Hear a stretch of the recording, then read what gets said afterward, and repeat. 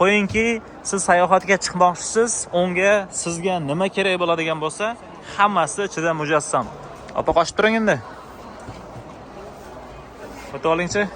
Xola. Xo'p, endi bu tarafga o'tadigan bo'lsak, hattoki bu yerda mikrovolnovkamiz qoyil, juda hamma joyini nima qilib qo'yishdi. Hamma joyini ideal darajada qo'yishdi. Assalomu alaykum akalar, salomatmisizlar?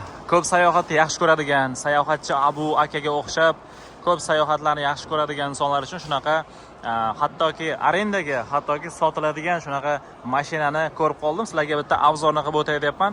Videomizga agarda yoqsa, like bosib qo'yasizlar.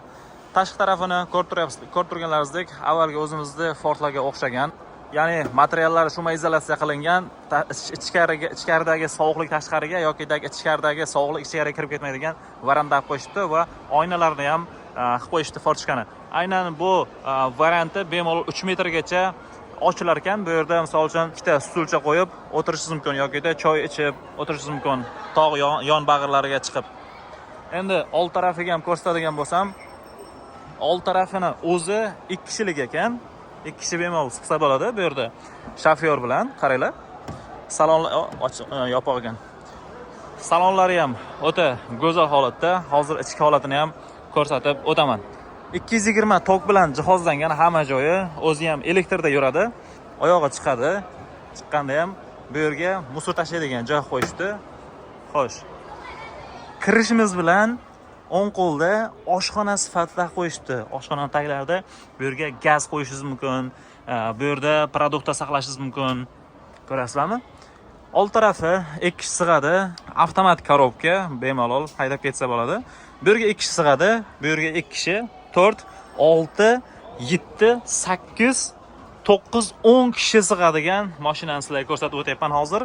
Narxini ham aytib o'tmoqchiman. Videomizga haligacha like bosmasdan, obuna bo'lmasdan ko'rayotgan bo'lsangiz, obuna bo'lib qo'ying, shunaqa chiroyli, qiziq ma'lumotlarni o'tkazib olmaslik uchun. Xo'sh, endi tepaga chiqish uchun narvonlar ham qo'yishgan. Buni endi hisobiga keladigan bo'lsak, narxi $51,000 ga tushar ekan hamma jihozi bilan.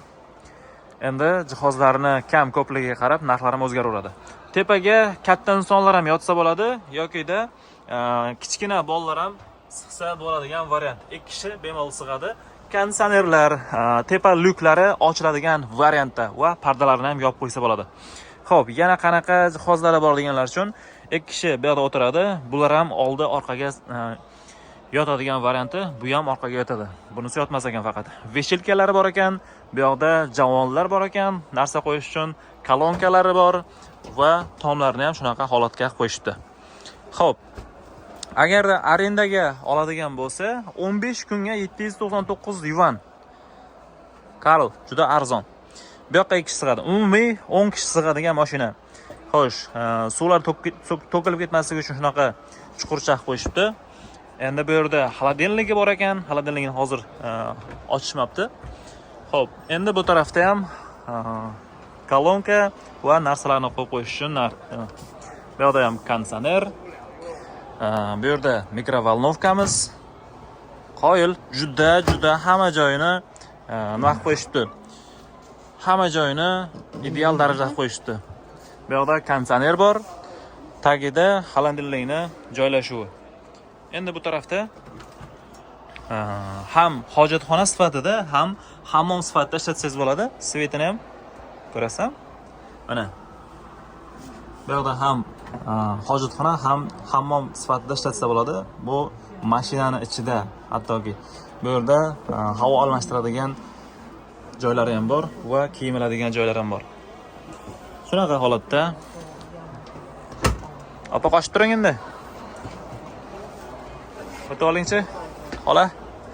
Xo'p, endi bu tarafga o'tadigan bo'lsak, hattoki mana shu joylari ham ochilar ekan.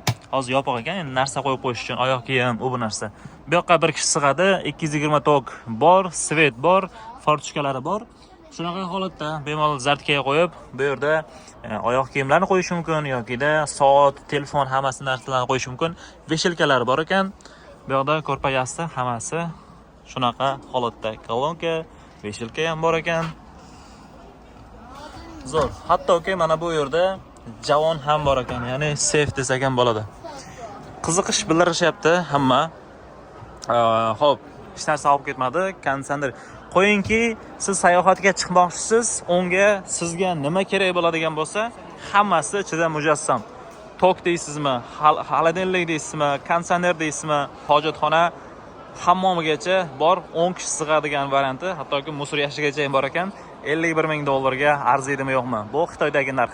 Sizga agar shunaqa xizmatlar kerak bo'ladigan bo'lsa, pastda raqam qoldiraman. Aloqaga chiqib olasiz bemalol.